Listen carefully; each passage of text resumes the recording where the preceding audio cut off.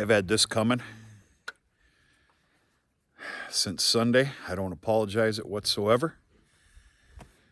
I know it's Wednesday. Let's call it happy celebrating hump day here. We're going to take a look at the heifer lot. I'm going to give you a little bit of information for those that follow the channel. Then I'm going to give you my little story here of the, I previously posted video just a few hours ago. I guess maybe that was a little dramatic. I mean, it was hellish. It was hellish. Been through a hell of a lot worse, though. I'll share with you, give you my story about the absolute destruction that took place here. Happy Hump Day Wednesday.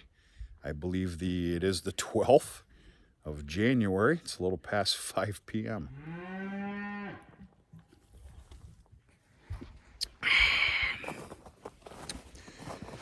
The heifers are just starting to, are completing their grain ration. Hey Tanner, you good looking son of a gun, you.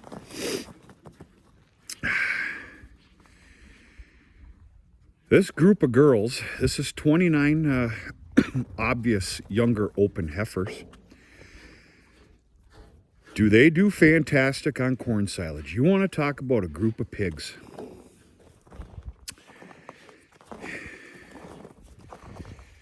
Now what I quite simply do is I put one large pile in the back of that wagon, off of the silo. Right now, any more than that could be extremely wasteful. That was fed out yesterday, and they just absolutely attacked it. Now, because of their smaller size, every day, if not twice a day, I need to come in here when I'm going to call fluff it up a little bit, kick it in towards the sides. Because of their age and size, they can't lean all in there like, full-grown cows. I'm speaking the obvious, but yeah, that needs to be done a couple times a day. I will be doing that again tomorrow. There's not going to be much left, but I have no intentions of feeding them silage again tomorrow. They will get it.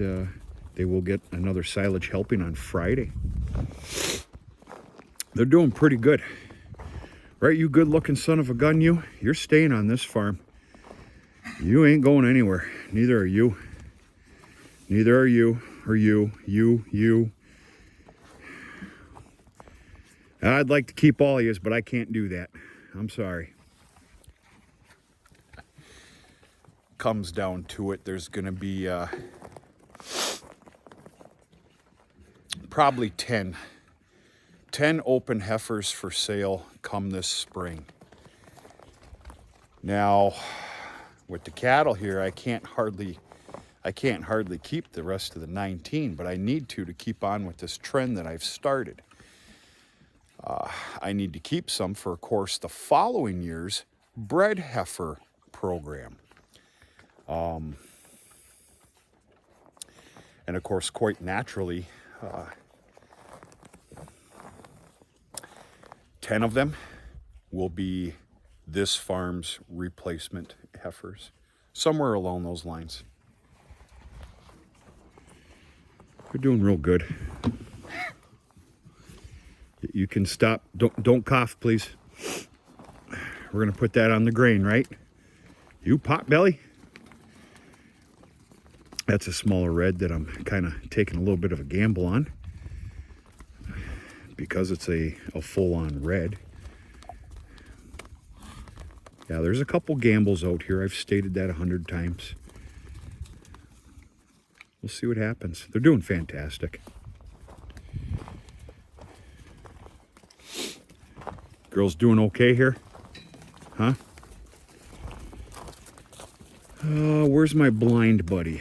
I got one with the blind eye.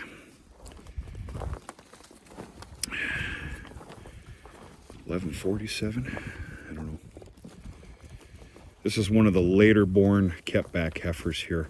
Smaller in size, but her background merited a gambling. Like I said, you do your thing, I'm going to do mine. We'll see what happens.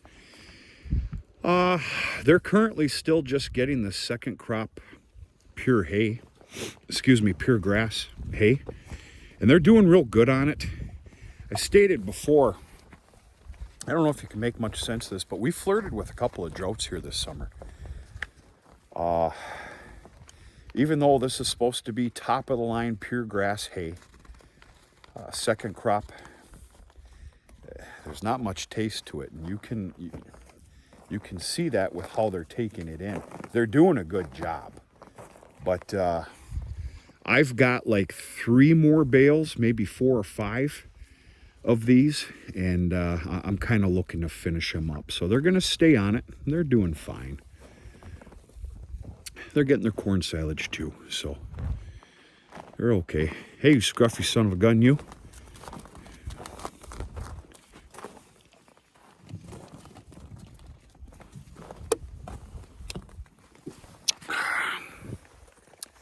Okay, I'm going to say we had 3 days of hell.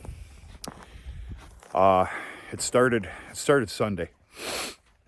The temperature wasn't the worst. I mean, it was like below zero.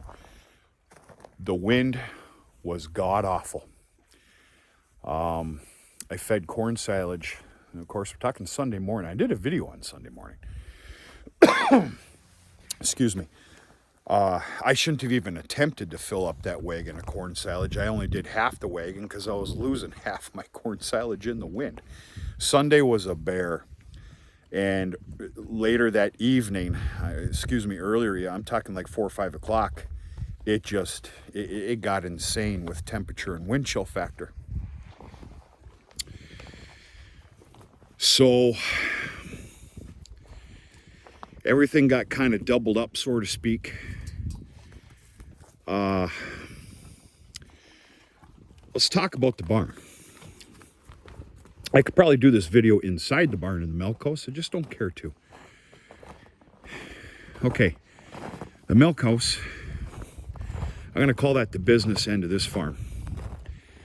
That's where some of your controls are. Your water, everything else, okay? Milk house is kind of important to keep warm. So in the milk house is a wall heater, propane wall heater. It's one of those 3 ceramic heaters. It does a fantastic job. In fact, I've got a new one on order. That goes with the story. It never ends. Never ends. Anyway, with the deadly cold that we were going to get Sunday night and Monday morning, I, of course, set up a little insurance policy of a space heater that would have spit out enough warmth to keep any damage happening if something was to happen to the wall-mounted heater. Because if the wind is high enough, and everything, that pilot light will go out. That's bad news. Very long story short, I had everything set up, okay? I was out here again at 7 p.m., 10 p.m., 2 a.m., checking on everything. Everything was fine. And then I started not only a check-in of the barn, but I started chores at 4:30. I walked into the milk house, and the milk house was as cold as it was outside. My heart dropped. But of course, wishful thinking. Okay, all right. Maybe this just happened an hour ago. Maybe I can save it. We're going to find out. Took one of my salamanders. That's what I call it, construction heater, whatever you want to call it. Took one of my salamanders, put it in the milk house. And, within 5, 6, 7 minutes, it was just hotter than all hell in there. And the damage started showing.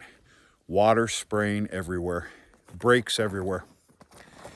It was such a fantastic sight. I didn't know that I knew that kind of language, to be real honest with you. So yeah, that was real bad. A whole bunch of water breaks in there. It could have been a hell of a lot worse. We need to say that. So anyway, I waited till about 5:30 in the morning, and then I started making phone calls to my local handymans. Hey, I got an emergency. I don't want to hear it. I have an emergency. I need you here, please. And add into the mix one of my 35-foot runs of heat tape went to Hades at some point as well. The entire northwest end of the barn, pipes were frozen. I was lucky as all hell that they didn't break, and they didn't. So anyway, by 8 o'clock in the morning, the milk house got completely fixed. Runnable water, which was the greatest feeling in the world. Of course, the water cups were all froze too inside the barn. We got those undone. Once the farm was safe and operating, of course, my sorry butt went straight into town, and I didn't have any extra heat tape on hand. I mean, you can't have everything, for God's sakes. Well, I'm going to tell you something. I went straight to town after the barn was safe. I come back with about 4 new runs. 3 of them are sitting in the milk house, and replaced the one that went to hell, which is one of the newest runs of heat tape I put on last year. Whatever, things go to hell. It is what it is. So in the light of all that commotion on Monday, I didn't touch silage. And of course, I've got almost 6 doors of silage left, which is quite a bit for this operation. I'm desperately wanting to finish it. I don't think I'm going to.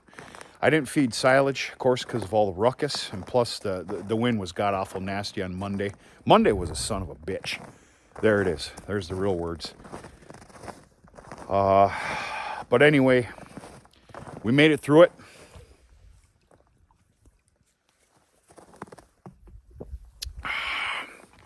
Well, that's real tasty. That's real scrumptious. Yesterday was another bad day. The wind was not even close to what it was on Monday, but we had some cold temps.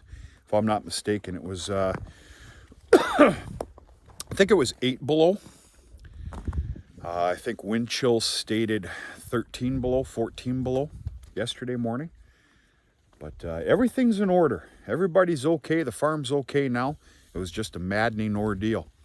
Doesn't matter how prepared you are. Oh, what I failed to tell you. I'm sorry. The wall heater went out. Sometimes I talk too much. I forget where I left off. The wall heater went out sometime after 2 a.m. And then with the space heater that was going as well, and I only had that on medium throttle, the circuit breaker tripped for the space heater. That's what happened. So there was probably a collection of 2 hours worth of no heat and absolute destruction. But we got her. She's fixed. I'm going to revamp that milk house. In fact, I talked to my guy while he was here. We're going to revamp it come spring, early summer.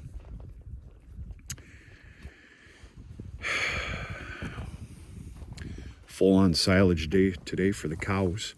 They're doing real good with these lots here. You're probably seeing some empty rings here. You're damn right you're seeing them. Today is a finish up day of hay. They got their big corn silage. I've added a bale. I added 1 bale this morning. Other than that, they had a whole bunch of partial rains. And they're going to finish them up all night, which means I have one hell of a hay feeding day tomorrow. I guarantee I'll be shooting out 5 bales tomorrow. That's all right. Plus corn silage. Corn silage I'm going to have a problem with after tomorrow morning's feeding. what happens when those temperatures get that cold and you're not running silage, because I went 2 days, 2 full days without running silage. What happens is the sidewalls freeze up. It still goes, but you create a, I'm going to call it like a soup bowl. I forget my terminology. I'm sure you understand. So tomorrow, early afternoon, and I'm going to run it tomorrow morning. Tomorrow afternoon, I need to go up there with a pick and a flat shovel and basically level it. Take all the sidewall dips and make it a leveled product. So, yeah, that's the problem with those really nasty, nasty temperatures. So,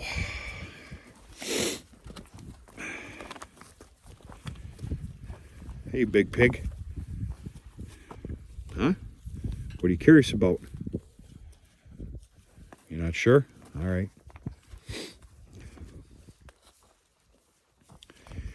That's my story. Sticking to it. Everything's good though. Games aren't over. I'm seeing -11 temperature for Saturday.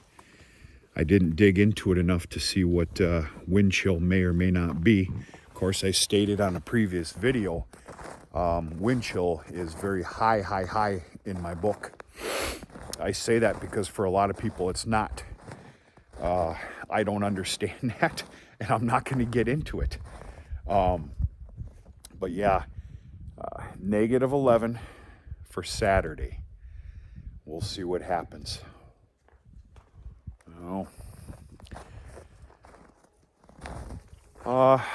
If anybody's still watching, I've got my sit-down Genix consultation next week. My rep is coming out here. I gave him all my information and what I'm looking for. Why, what, when, where, how, including my picks. I gave it all to him and I said, now you tell me where I'm wrong, correct me, or bless it. And they're fantastic. They really are. Go on now. So yeah, we are very soon to have a nice sit-down live feed. Oh, we got a deer in the bull lot. Those guys see that, they're going to be pissed. I'm only positive that you can see that. Huh. Boy, that's not often. So yeah, once that meeting is completed and the decisions are made 110%, just jumped the fence, going over the hill now. We will do a live feed and we'll talk about it and go from there. Not only are we up for discussion here on a full Black Angus non-calving ease bull, but a sire to raise for breeding bulls. So, yeah, we're going to have a lot to talk about. I know there's a lot of you that are interested in it. Of course, genetics, bull pickings, why, what, when, where, how. And I look forward to sharing it with you and have some fun and keep living the dream.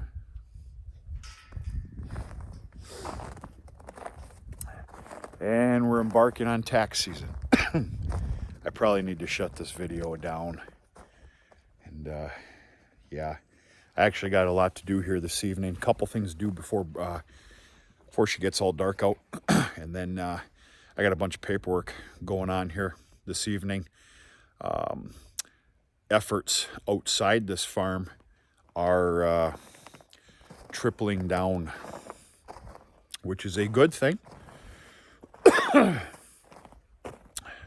We'll get into it later. Hope everybody's doing okay. Sorry for my little AWOL, but I can sure you can understand that it's been a little hairy around here. That little silo. You know what? I'm going to talk about that little silo on a different video because there's been a lot of people asking about it, and it's actually quite special. I'm going to save that for a different video. I got to go. We're going to talk to you sooner than later.